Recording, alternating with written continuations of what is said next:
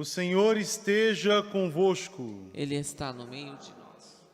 Proclamação do Evangelho de Jesus Cristo segundo Mateus. Glória a vós, Senhor.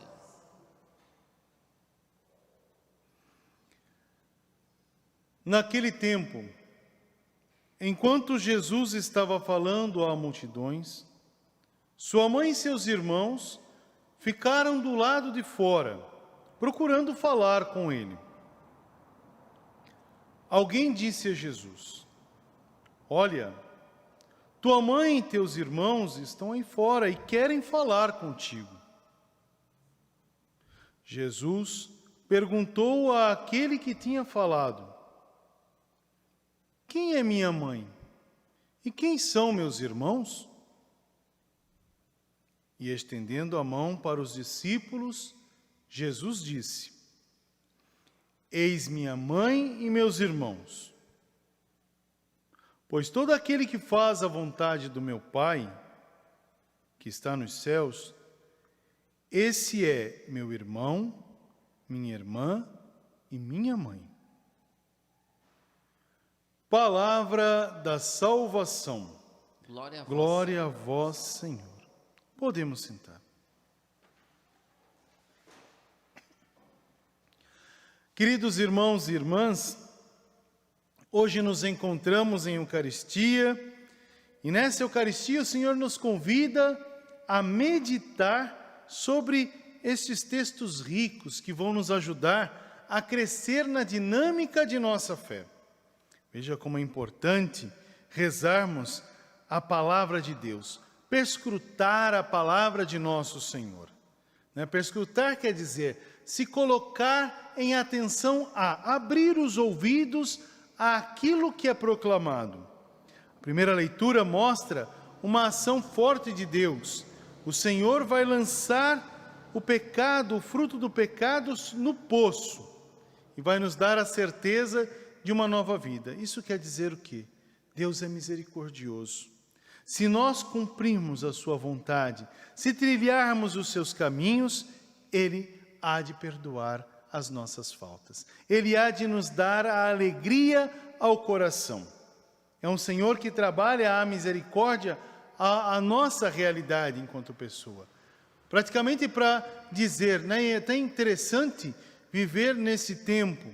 Não que é interessante viver o tempo sobre dor e sofrimento, porque existe a dor, existe o sofrimento, isso é fato. Mas olha como é importante. Deus não se cansa do seu povo. Embora o povo pode ser um povo de cabeça dura, Deus não se cansa do seu povo. Deus ama. E Deus está disposto ao perdão e à misericórdia, se voltarmos a Ele. Se nós fizermos essa realidade, se voltarmos ao Senhor, Ele nos dá a alegria da vida. Como diz no próprio texto, o Senhor está aí com as portas da misericórdia escancaradas para a gente. Somos nós que não queremos entrar na misericórdia de Deus. Somos nós que muitas das vezes, pelo nosso orgulho ou pelo nosso eu, a gente vai chamar ali o eu, somente eu pelo eu, e a gente pode chamar isso de eu subjetivo. A pessoa vai olhar somente para si e vai dizer, eu me basto, e sobre a minha realidade gera o pensamento. E aí a gente não entra na escola da misericórdia. A gente entra na escola do eu, não da misericórdia. E não alcançamos essa graça do perdão do Senhor. O Senhor perdoa sim, mas perdoa aquele que volta ao bom caminho. Aquele que busca vivenciar verdadeiramente os seus mistérios, a sua vontade, os seus mandamentos. Por isso que o Salmo complementa a primeira leitura tirada lá da profecia de Miqueias. E o refrão é bonito: mostrai-nos, ó Senhor, vossa bondade. A gente pede para Deus as ações de Deus em nós. Muitas das vezes a gente até reconhece a vontade de Deus e não a pratica. Por quê? Porque nós não queremos mudar a nossa conduta. Não queremos mudar os paradigmas da nossa existência. Por isso que a gente peca. Mas a gente pede para Deus, mostra a sua bondade sobre nós. E o Senhor mostra. Agora, como é que a gente vai viver a bondade? Só vamos viver essa bondade de Deus se formos pessoas renovadas neste amor, neste mistério de salvação. Se eu me colocar verdadeiramente disponível a essa transformação espiritual, a esta renovação espiritual e também humana, e também ali cotidiana da minha existência. Se eu buscar verdadeiramente encontrar os sinais de Deus que transformam essa realidade em mim, não somente no outro. E o grande pecado da humanidade é o que? Nem encontrar a renovação espiritual no outro, mas é buscar encontrar os erros que o outro faz, as falhas que o outro tem, as deficiências que estão em evidência, e não o mistério de conversão e de vida. Olha quanta coisa interessante. Mas o Senhor é misericordioso. O Senhor mantém a sua fidelidade, que manteve aos nossos antigos pais, Abraão, Isaac, Jacó, como no texto de Miquéia fala de Jacó. Deus também promete a sua aliança para conosco. Agora, qual é a aliança de Deus? Qual é a aliança que ele fez a Abraão? Mesmo Abraão sendo idoso, mesmo Abraão tendo uma vida já grande, o que ele faz? Eu vou fazer com que você seja um pai de uma nação. Logo, fisicamente isso seria impossível de acontecer, mas ali mostra que Deus, a descendência de Deus, vai além de uma realidade física, de uma realidade parental, vai muito mais. Então, todo aquele que faz a vontade de Deus é filho de Deus, filho de Abraão. Aí a gente pega o texto do Evangelho que nós ouvimos hoje, que nos coloca numa situação meia constrangedora. Olha que interessante o fato aqui apresentado. Os discípulos estão com o Senhor está falando às multidões, tem um grupo de pessoas, a impressão que está dentro de um local, e lá fora, quer dizer, não dentro da reunião, está a sua mãe e seus irmãos. Aqui os irmãos parentes de Jesus, a descendência de Jesus está ali. E eles falam, olha, eles querem falar com você. Talvez Maria queria dar algum recado para Jesus, olha, alguém te ligou, precisa ver o WhatsApp, olha aquela dimensão, olha, dá uma olhadinha no e-mail, pega lá, tem algumas coisas, algumas contas para pagar. Talvez Maria queria falar alguma coisinha para Jesus. E o que ele responde? Quem é minha mãe? Quem são meus irmãos? Dá a impressão, de primeiro momento, que Jesus renega a presença de Maria como mãe, renega a existência da sua parentela. Não, Jesus não faz nada disso. Aí vem a novidade do texto, que Mateus quis colocar para a comunidade. Quando Jesus fala, quem é minha mãe, quem são meus irmãos, ele não está negando a existência parental, a dinâmica da mãe e dos seus parentes. Não. Jesus está colocando uma realidade muito forte. Ele está abrindo as realidades e dizendo, vocês lembram aquela profecia dada a Abraão? Vocês lembram de toda a realidade dada aos nossos antigos pais, Abraão, Isaac, Jacó? Interessante. Aqui está quem é maior do que Abraão, Isaac e Jacó. Se você faz a vontade de Deus, logo, se você me escuta, se você coloca essa palavra em atividade, você é meu parente. Então, quem é meu parente? Quem faz parte comigo. E aí a gente olha, ele olha para os discípulos e fala, quem faz a parte comigo, este é meu irmão, minha irmã e minha mãe. Olha que interessante o fato, ele te dá a liberdade de entrar nesse contexto.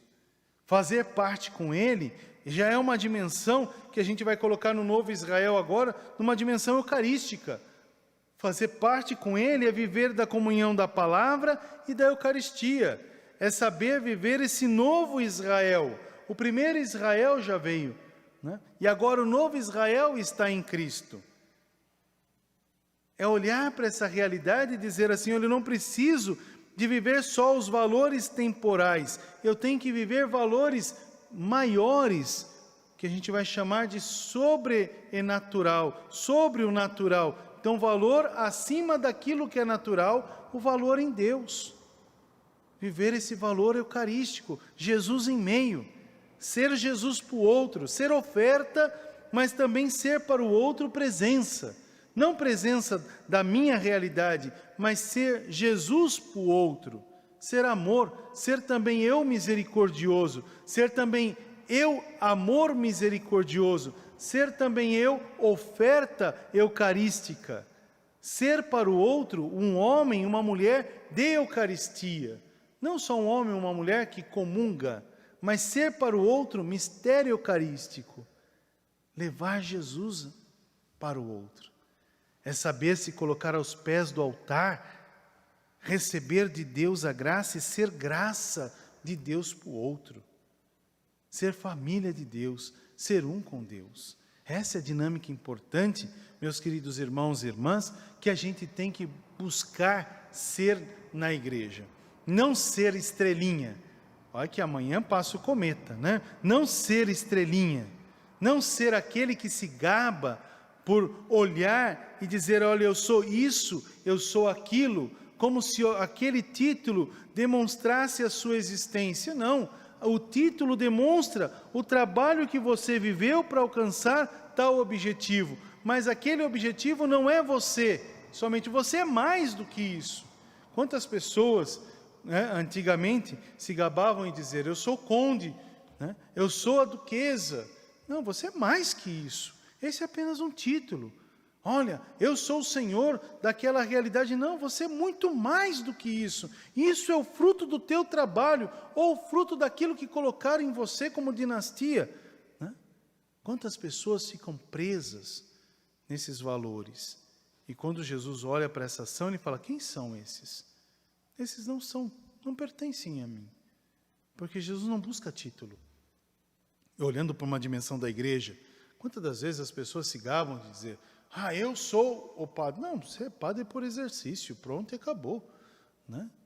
Não é o eu ser que vai ser maior do que o próprio ser. Você tem que ser maior do que a ação. A gente fala dentro da igreja de uma dimensão pastoral, ou de uma dimensão comunitária, olha, eu sou o ministro. Que bonito que é apenas uma função, não é mais nada além disso. Né? Eu sou leitor.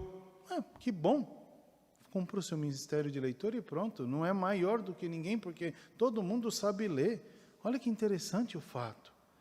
Né? A gente não pode se gabar por aquilo que é conquistado somente por uma ação de caminho. Tem que ser maior do que isso. Tem que ser maior do que essa ação. Agora, é bonito falar, eu sou de Deus a serviço do irmão. É difícil a gente escutar essa parte. Eu sou de Deus a serviço de. Né? E esse serviço de me coloca nessa disponibilidade de amar mais. De amar mais, de se doar mais, não de aparecer mais. Olha que ação importante que hoje o Senhor nos convida a meditar. Então, quando Ele coloca essa realidade, você vê, Maria não vai ali, vamos dizer assim, reconquistar o valor de ser mãe, porque ela já é. Né? Esse é o fato. Os teus irmãos não vão reconquistar o direito de ser irmão, porque já são.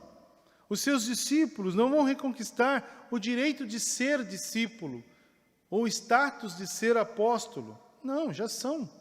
O importante é exercer o que o ministério chama, servir. Essa é a parte mais importante. Então, por isso, meus irmãos e minhas irmãs, a alegria não está em simplesmente ter uma determinada função ou ser reconhecido por essa realidade. A maior ação de Deus é dizer, sou de Deus a serviço de. Ser oblação, ser entrega, ser comunhão. E isso tudo pela misericórdia. Ser misericórdia e ser amor. Que Deus nos abençoe e nos guarde. Amém. Amém.